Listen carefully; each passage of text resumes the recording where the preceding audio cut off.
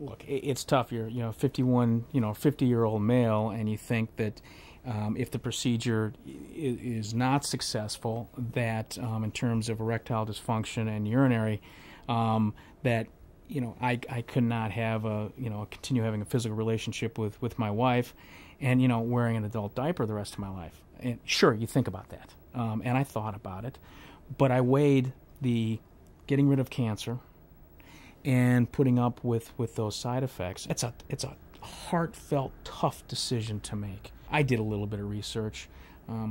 Maybe I'm old school, and I think that you have someone who has pioneered a procedure, such as a Dr. Lepor and his staff, and being able to, maybe I'm wrong, but to be able to be in there and to be able to know, and with their hands, and be able to adjust as need be. And that's what made my decision about going the open versus the robotic. Leading up to the procedure, there's an awful lot of testing that has to be done. All the blood work, all the MRIs, all the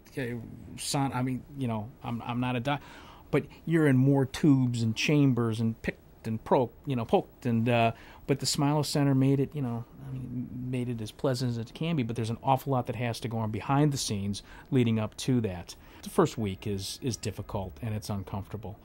But I was back in normal, physical activity. So, business trip a month, 6 weeks later.